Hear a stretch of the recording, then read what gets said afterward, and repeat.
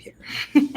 Okay, well, we're already off to a funny start, considering this is all about quitting and kind of letting go of perfectionism is kind of what I'd say that the lead thesis of this presentation is, and honestly, like things are right on track because I can't share my screen for whatever reason. And so this is going to be more of a conversation, I suppose, and I'll still run through the content of my slides, but we won't be able to see it, which is a real bummer. But I appreciate everyone being here. Again, if you have any questions or thoughts or things you want me to talk about specifically, like add them to the chat or the Q&A, or feel free to email me separately if there's something more sensitive that you might want to talk about later. This topic can be a little sensitive for people, and I fully respect that. A little bit about myself. So my name is Elyse Ash. I started my career 15 years ago as a copywriter in advertising. And I worked at all different sizes of ad agencies, mostly working on commercials, billboards, websites, all that kind of stuff for big companies and also small ones as well. And everything was going along pretty well. I never really had a desire to be a founder. I never really was too interested in the startup world or startup culture in general. I was pretty happy working in marketing and creative, and chugging along there, and then came across a personal problem. My husband and I were trying to have kids. We had a really hard time conceiving, and I realized there was a severe lack of emotional support, and went to my husband and thought, oh my gosh, someone should make an app to help emotionally support people who are struggling with infertility. And he was like, we should do it. And so I am an accidental founder, much like many founders that I've met, who didn't necessarily sit down and think, oh, I want to start a company. They really found a problem firsthand that they wanted to solve, that they were passionate about, something that they saw an opportunity to help improve, and then just jumped right in and thought, I'll give it a try. And so that's really my experience, like coming into becoming a founder and a CEO. So it was definitely not something I'd thought about for an extended period of time or obsessed over or sat down and tried to find that exact perfect idea. It was something that just kind of came around in our personal lives. And so Fruitful was a really great endeavor for me. It was a company I founded in 2016, again, with my husband. And then we decided to shut it down last year in the spring of 2021. And so that's really what I want to talk about today in this talk, is about how to know when the company that you've been working on building, that you've been growing, that you've been putting all your blood, sweat, and tears into, how to know when it's time to let it go, and how to know what is best for your mental health. What are some of the do's and don'ts around it? What are some of the logistics around shutting down a company? What kinds of people you need to work with, who you should tell and when. What is that communication plan and strategy? And really thinking about it from all the different facets, a huge, huge component as well. Your own mental health, your own sense of identity. So often we connect ourselves and our identities to what we do. And especially when we're forced to be founders and we have to be out there on LinkedIn and at all these events and representing ourselves and our companies, it can feel really humbling to shut down our companies. I'm going to talk about that a lot too. Again, I apologize for the lack of slides, but we are just going to roll with it. So again, a little bit about me with Fruitful. I really enjoyed being a founder. I enjoyed a lot of the parts about serving the community. I enjoyed working with my husband at the beginning of the process. There was a lot of energy. I loved all the panels. I really enjoyed a lot of the problems we were trying to solve in the tech side as well. We went around, we raised some fundraising, and then really did have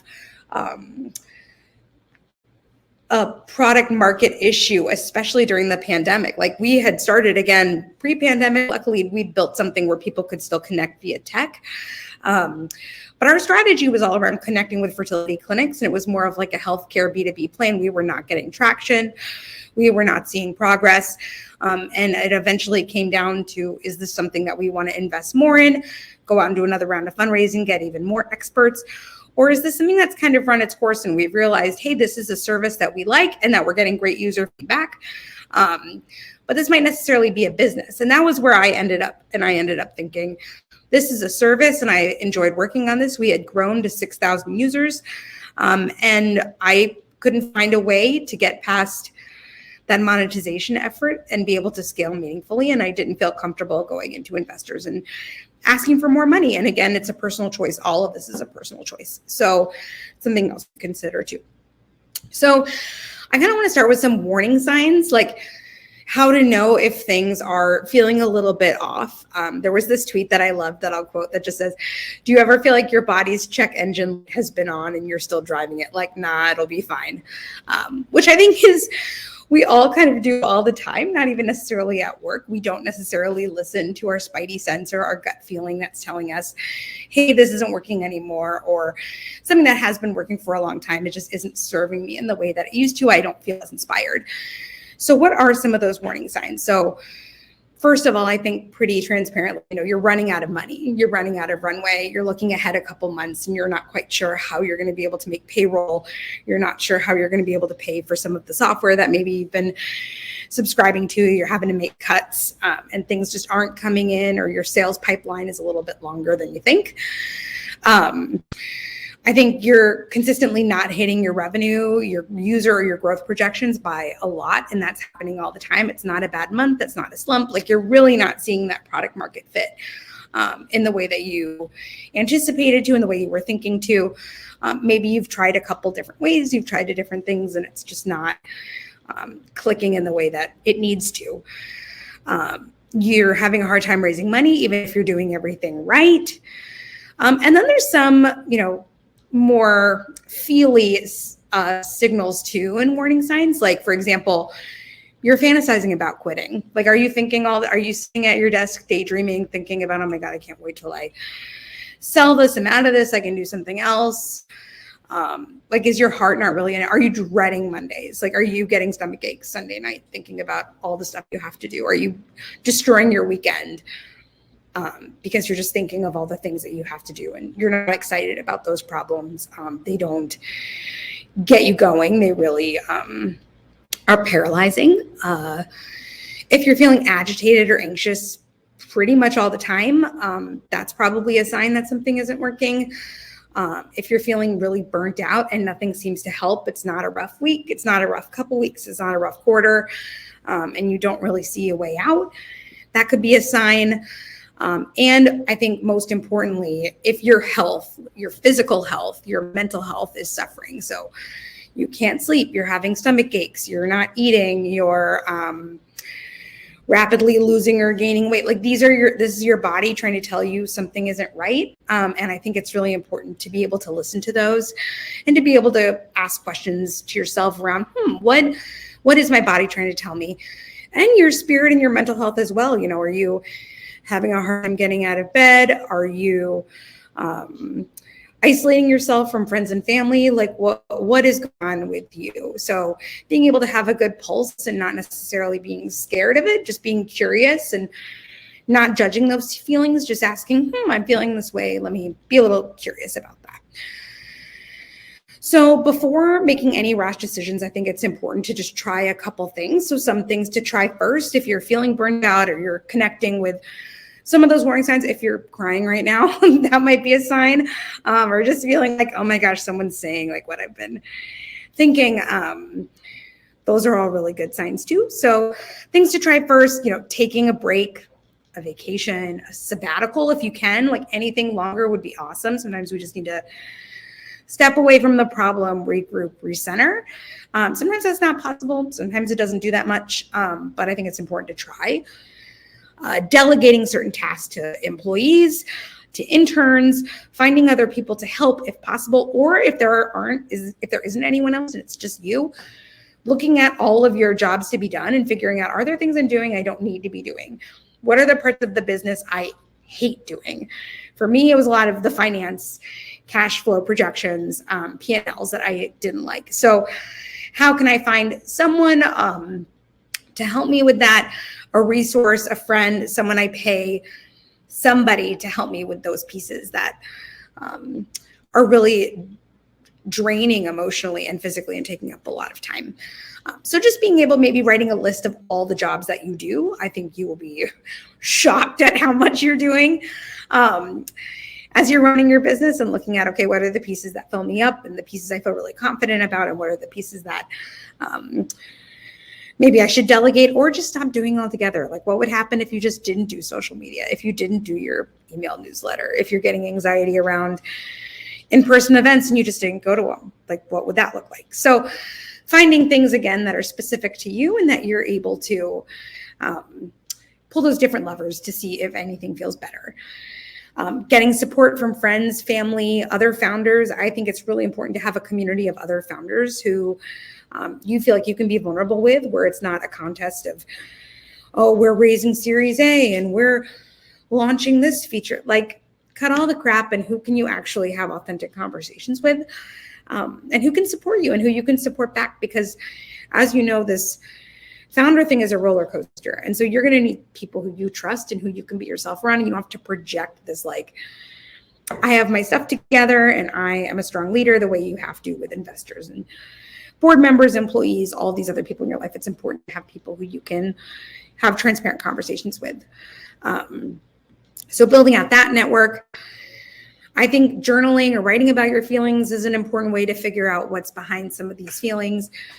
Potentially finding a therapist or a life coach or a career coach to help you, and prioritizing your health. So doing whatever you can to get more sleep, moving your body in ways that feel good, spending time with people, pets, anyone who's giving you that, like, sense of community and safety. Like, that's really what your body needs. Okay, so let's say that you tried all of those things. You've gone through that whole list. You're like, okay, yeah, Elyse got it. Like, I'm working out, I'm running, I took a vacation, nothing's helping. I still can't sleep.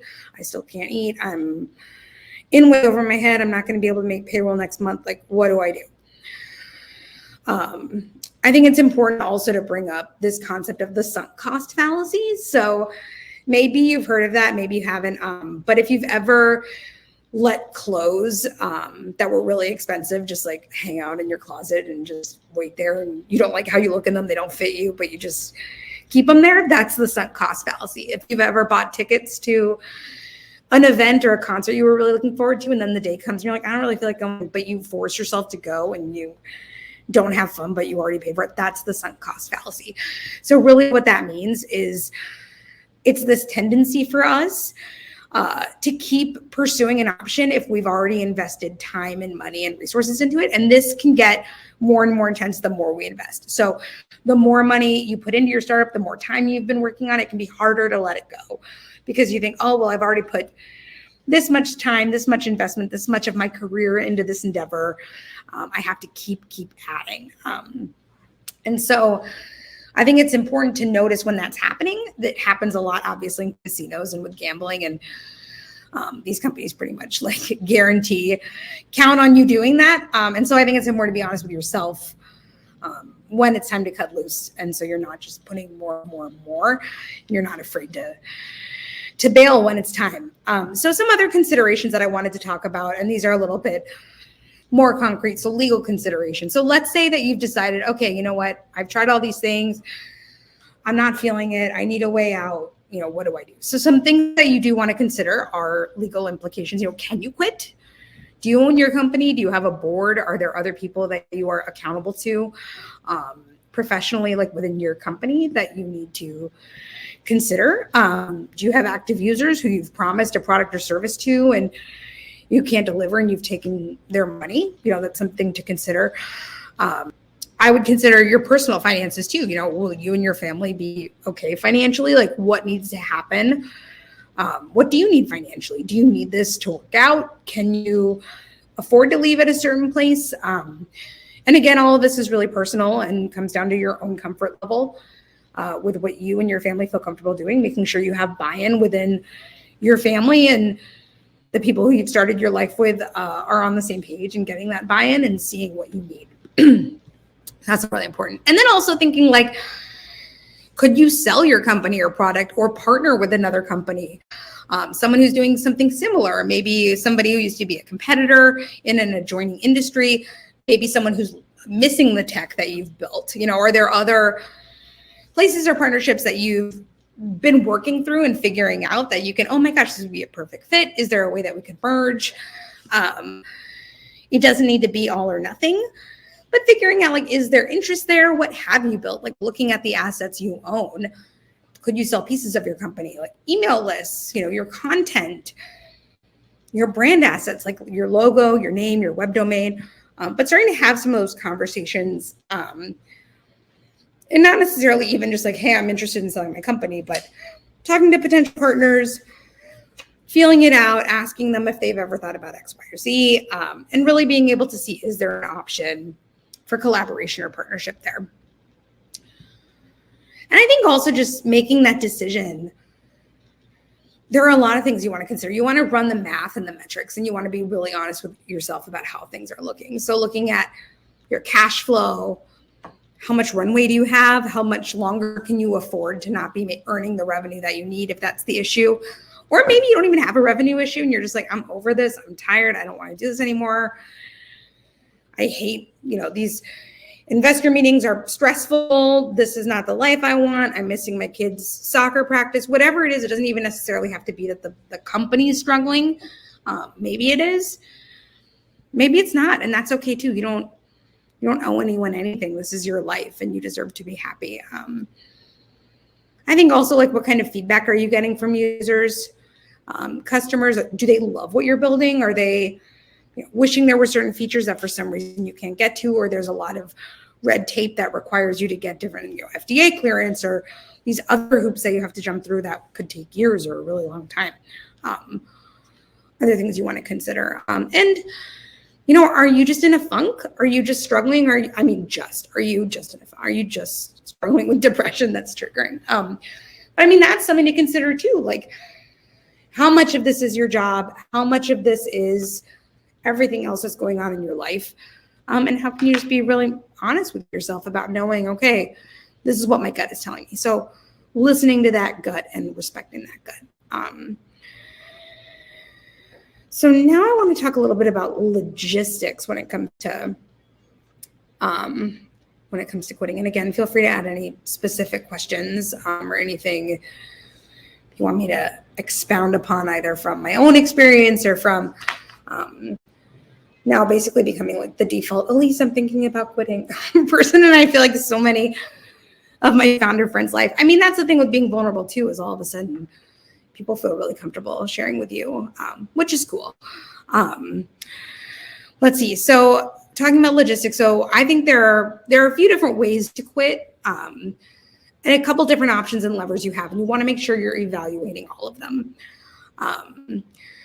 Option one, stepping down as the CEO and having someone else run the company. So you could say, hey, maybe you still want to even work at the company. You just don't want to run it anymore. Maybe you want to be someone in the background. Maybe you want to be more of a visionary and less of an integrator.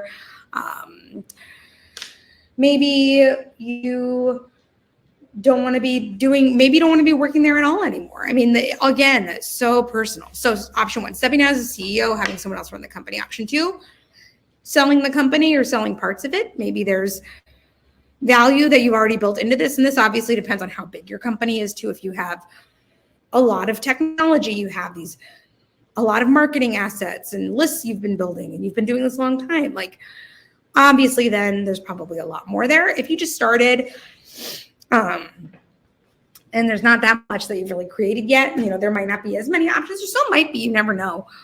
So good to have some of those conversations, reach out to people who might be interested, and just have some of those high level conversations. And then option three is just shutting it down completely and just saying, you know what, did our best. We're going to work with our attorney. We're going to give everyone back what we can, and we're going to move on with our lives and take what we've learned and go forward. So I think another thing that's really important is to know that you have a really great business attorney and accountant, but especially the attorney, because they're going to be able to go through all your terms and services. They're going to be able to look at all of the different documents that you've already founded. They're going to be able to tell you how much you can give back to your investors. And that's something to consider too, is if you're thinking about quitting, you really need to do it before you run out of money. And that's something I think that a lot of people don't consider, because there are a lot of fees associated with keeping your attorney or accountant. You're going to still have to pay taxes. If you have money left, how much do you pay back to your investors? Do you have to give any refunds or anything? So making sure that you're not quitting when you're down to zero is really important, because you're going to have a lot of expenses left and you need an attorney who can go through what those expenses will be. You need to be really clear in your communications, especially to investors, how much money they're going to get back, when they'll get that back, what that will look like. You need them to run all the paperwork to shut it down. So really important. And it's important to have someone, again, who just like understands this process and knows, like, I was feeling really sad about closing Fruitful. It was really hard and emotional, and it was tough. And my business attorney, bless him, was so awesome. He said to me, it was like, Elyse, you helped a lot of people and you only lost a little money. And he was like, that's more than most people I talk to. And so that made me feel really good, which it's just funny because in your mind, you're like, oh my God, I'm such a failure, loser. This is awful. How embarrassing. But then making sure you have people working with you and for you who can help bring you out of yourself a little bit too is really helpful. So what else? Okay, so then talking to your family, your business partners, and your attorney in that order. So you want to make sure you don't want to surprise your family. You don't want to, this is the kind of thing that like once you decide, you can't really change your mind on. You kind of have to be super sure. And so I think that's a balance too of finding, okay, I'm sure enough to start this process without sitting on it for 2 to 4 months, and then you're so burnt out you can't even, which is also not something that I would recommend. And then coming up with a communications plan and coming up with a plan, who to tell what to and when is really important. And I was lucky to have people who I trusted a lot, who were able to share with me their communications plan. But I think that's something that's really important. Scheduling calls with your investors. And honestly, like, they shouldn't be surprised. You should be talking to them frequently. They should know either the business is struggling or you're struggling.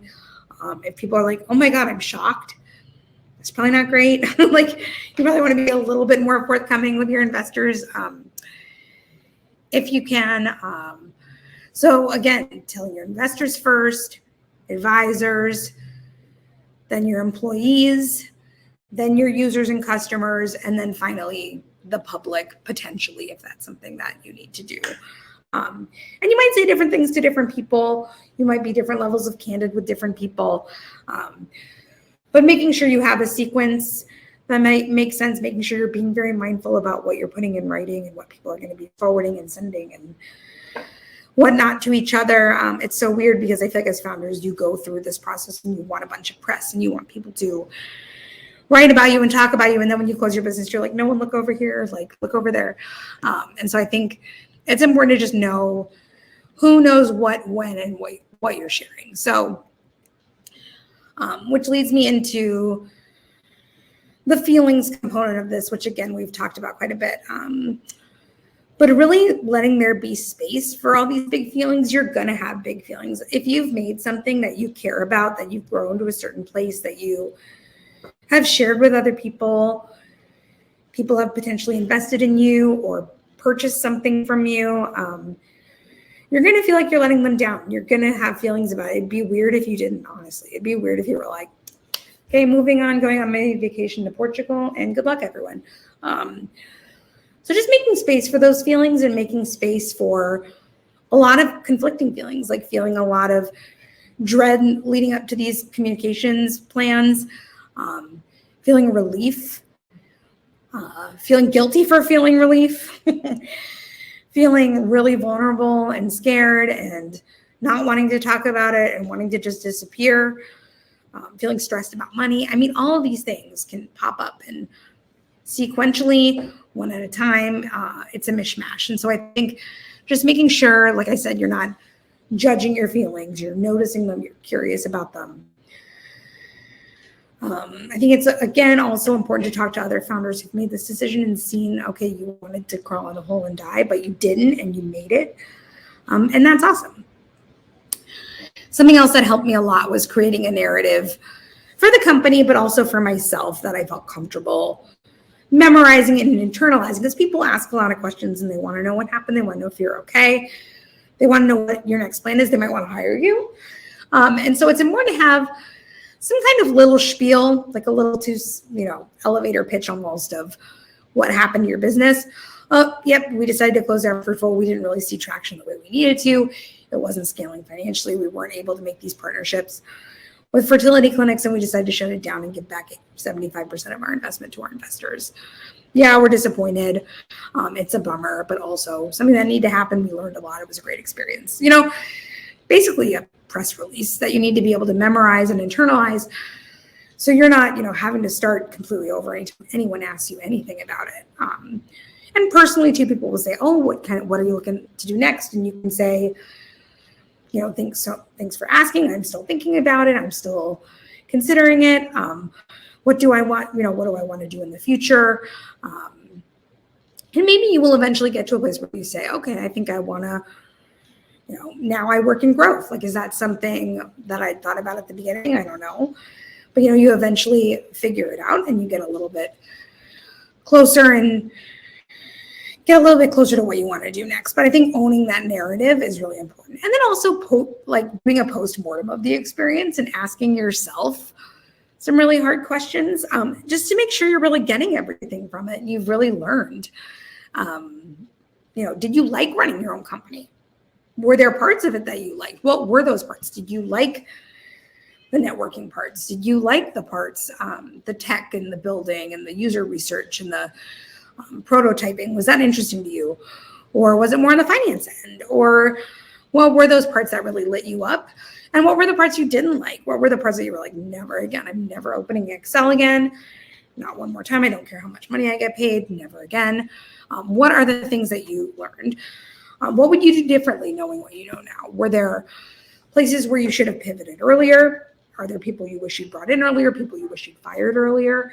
Because I think all those are learning opportunities too. You get to see, what could I have done differently? How would this have made an impact?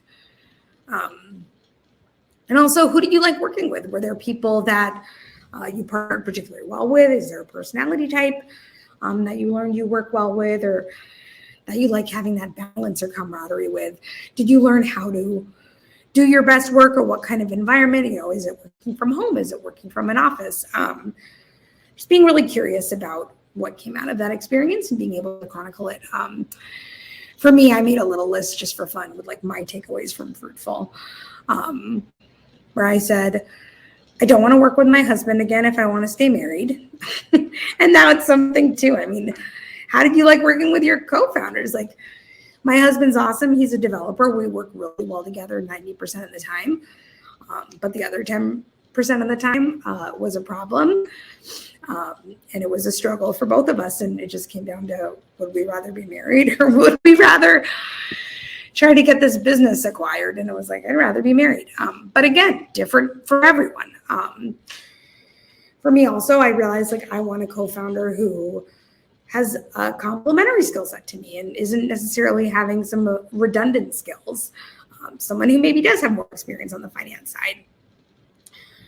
I also learned that I want to work on problems I care about, but that is not necessarily connected to my personal trauma, which was also something I learned, getting super burnt out talking about fertility all day, and talking about things that, I had talked about at length, that I was ready to be a parent. I have 2 kiddos now from IVF, and I didn't necessarily want to be talking about endometriosis every day, which is fair, and something that I learned about myself that I don't think I really considered at the beginning of starting it. I also learned that I don't think I ever want to work in healthcare again. It's so hard. Anyone in healthcare, you all are freaking rock stars. Keep trying to disrupt it. It's such a mess. And also not being scared to fail. I failed and I lived and I still had fun. And sometimes I think my perfectionism gets in the way of my, fearlessness and my spirit of wanting to experiment and try new things. And it was actually really helpful to see, I failed and I lived, which is good. So a few more do's and don'ts, and then I'll get to Jackie and Matt. I see your questions in the chat, but I haven't really been able to read them yet. So I will just go through some quick do's and don'ts. If you're deciding to close your company, here's some things that I've learned. And then yeah, we can go through some questions. So some quick do's. So do honor your feelings. They're all real. They're all valid. Do remind yourself what really matters. I know it feels like what matters is funding and investor meetings and South by Southwest and who's getting picked for what award. Like, none of that matters. What matters is you're healthy. You have people in your life that care about you and support you, who you care about and want to support you. That you are pursuing your one, to quote Mary Oliver, wild and precious life, and doing things that fill you up and lift you up. And sometimes that's working on your business or solving the problem that your business is trying to solve. But not all the time. There's other parts of life too. And I think sometimes we get too hung up and too invested in what we're trying to build, and we forget about the things that really matter. So do also take a little break if you can after you end it. I took a sabbatical that lasted about 6 months. And it was a really important time in my life when we shut Fruitful down. I was pregnant. My mom was dying, and it was like not the time to start looking for a new job. So I took 6 months and went deep, but did some focused work, and really tried to figure out what is it I want, what kind of career do I want, what example do I want to be to my kiddos, what kind of partner do I want to be to my partner, my husband, and yeah, having some time to just relax and lick my wounds. Do make a plan and a timeline. You want to make sure that you are making progress and making movements towards shutting your company down. You don't want it to be too long. You don't want it to be too short. You want to find a good amount of time that lets you shut things down, wind things down the way they need to. And also not give yourself so much time where you're dreading it and it's almost worse than actually shutting it down itself. And you do want to be mindful of what you say and how you say it, obviously, like for legal reasons, but then also just things get around, and your reputation is everything, and you just want to make sure you're handling yourself and your employees and your users with grace and dignity, and you're giving them the benefit of the doubt, and you're not oversharing in places that you need to. You also, again, talk to your founder friends and have a firm grasp on your personal finances and know what you need to do next. So maybe it's taking some consulting work. Maybe you do need to jump in full time, but figuring out where are your finances? Are there things you need to cut back on personally? What needs to happen with you if you are partnered up? What needs to happen with your partner? What kind of savings, what kind of credit situation or living situation are you in? And being able to pull the levers that you can and know that everything is temporary, but also you need a plan. And even if the data is scary, it's better to know where you are and be able to pivot for that versus la, la, la, and not looking at it, and then later looking at your account balance and being like, what happened? Which I don't recommend. Okay, so then some quick don'ts. Don't make any rash decisions. Again, this is not the kind of thing you can toggle back and forth on and change your mind. You have to pretty much know that's what you want to do. So just be sure. Ask yourself questions, think about it, say it out loud, see how that feels, talk to some people who you really trust, and just sit with, what would it look like? What would my life look like? What kind of life do I want? Which I think is great. You don't want to wait again till you have $0 and zero runway left. That's going to make things way harder legally and financially. If you owe back taxes, if you have to pay your attorney, it's just going to be really messy. And so I recommend not waiting till you're at zero. Looking at your runway, how much time you have left, what would need to happen, what kind of financing would you need to close, how much. Knowing where you stand is just so important, and not waiting until it's so dire that you don't really have any choices. It just gets really messy. You also, you don't want to wait till you're so fried and so burnt out that you can't even, and you just give up and walk away, or you have a meltdown, or you can't get out of bed. Don't let it get that far. Don't let it get that out of control. Be able to, keep track within yourself and be able to monitor where you are. It's really important. Don't blindside your investors, your users, your employees. Hopefully they're seeing, oh, okay, things are taking a turn, or oh, we've been pivoting a lot. Like, hopefully it's not a complete surprise. Sometimes it might be, which you don't necessarily have control over, but I do think it's important not to just pull the plug from people. Let people have time to think about it and sit with it. Especially if you're shutting down a product, give your users enough time to be able to take what they need from the platform. If there's things they need to download or people they need to swap information with, make sure you're giving them ample time to account for that. Don't overshare with the public. Don't blame the company's failure on external factors. That's huge. So I think with the pandemic and a lot of companies closing, I mean, everyone knows that, okay, like, yeah, a bunch of companies weren't able to make it through COVID, of course. But I think there's a difference between, different factors contributing to something. I mean, it's just really important to take accountability and be able to look at what are the parts that were my mistake and what were the parts that weren't. What were the external factors, or what happened, or I didn't account, or I didn't budget properly. And just being able to really own what is yours as a leader and as a founder and as someone building something, what's yours and what isn't yours. And again, don't judge yourself too harshly. I think whatever happens, however your business ends up, whether you work happily in it for the next 10, 20 years and you have a nice revenue stream and you have a great life and you get to go up to your lake house, like, that's awesome. Or if you crash and burn, like, whatever happens, you tried, you built something. And I think so few people do that.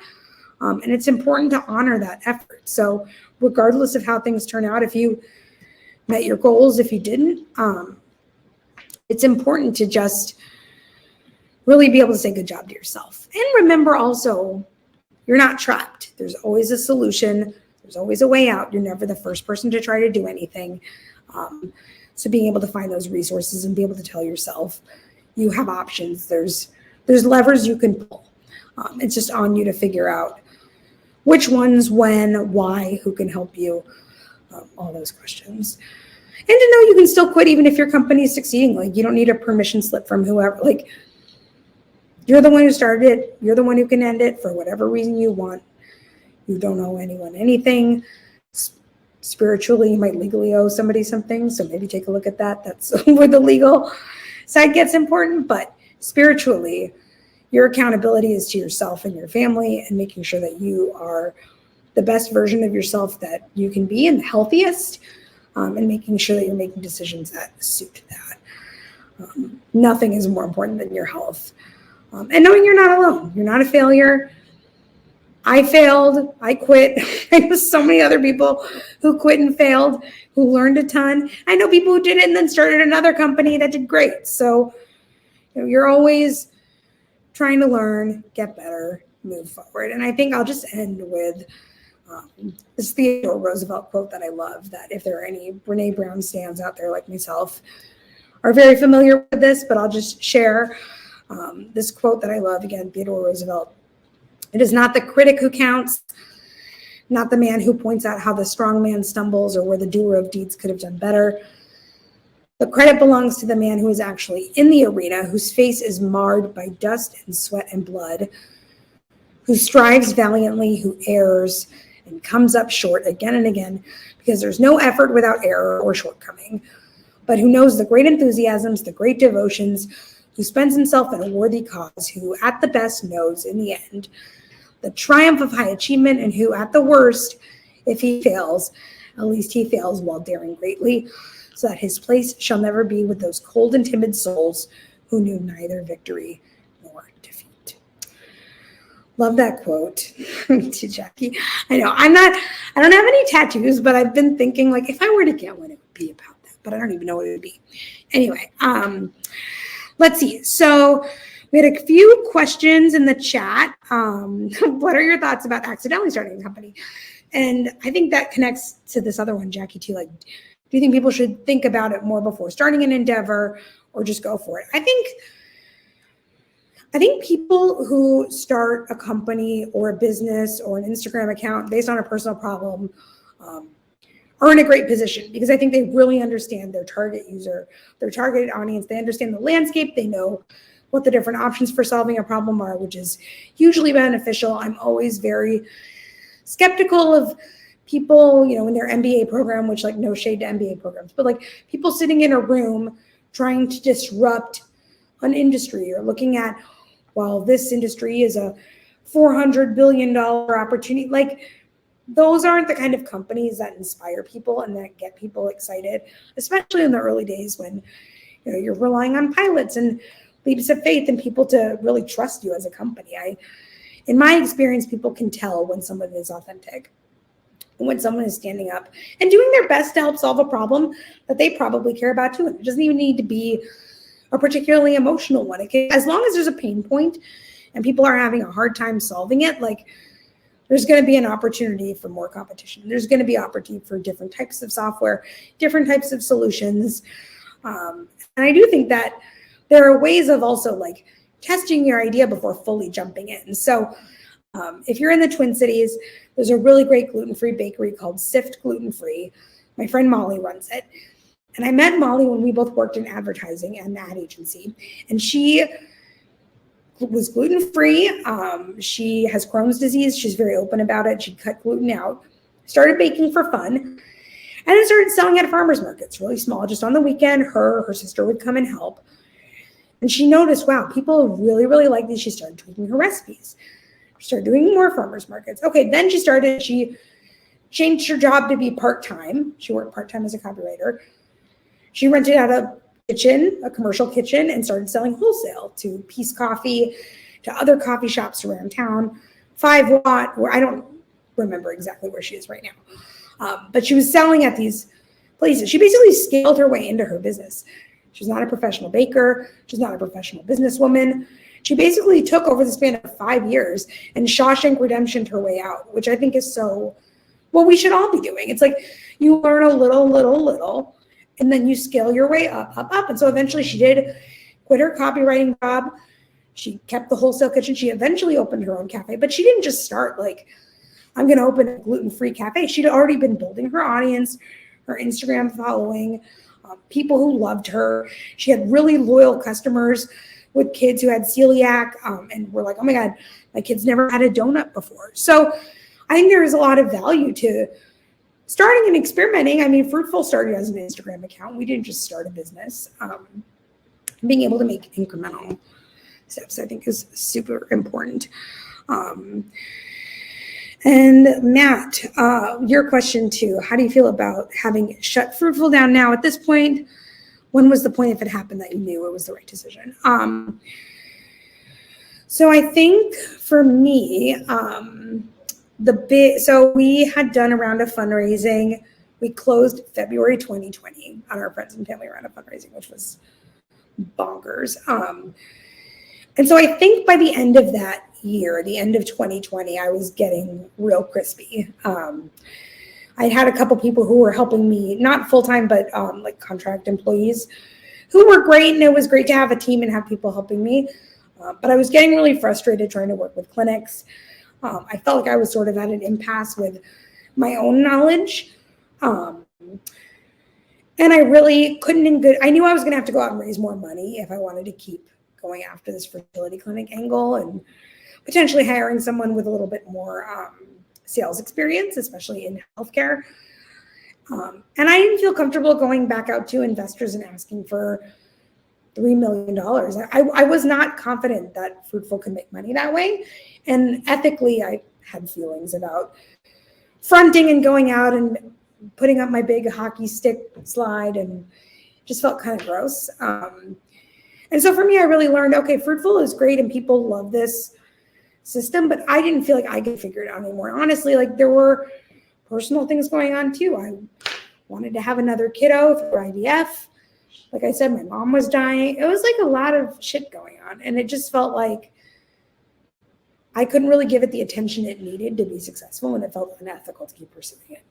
Was kind of what happened. So yeah, and I think that's totally valid. I know people who quit their endeavors because they never found a way to make revenue. I know people who couldn't give back their investors anything. And I was like, I'd rather quit while I'm ahead, give my friends and family back 70% of their investment. I think it was 75%. and feel good about it and wrap it up. So that was kind of what happened with me. But again, it's like different for everyone. Thank you all so much for being flexible with the format of this. It's not like the slides were awesome. They were pretty much just exactly what I said. I pretty much just read read from it. But again, thank you so much. If anyone here is having questions or thoughts, feel free to email me, LinkedIn me, whatever. I'm around on all the internet, everything's. Appreciate it and appreciate all of you. And thanks so much. Let me know again if there's any questions. I'll keep hanging out a little bit if someone wants to, but that's the end of my jam. Oh, Lynn, you guys are really sweet. Thank you. I feel like this was a bit of a clusterfuck, and I appreciate your flexibility. Have a great startup week.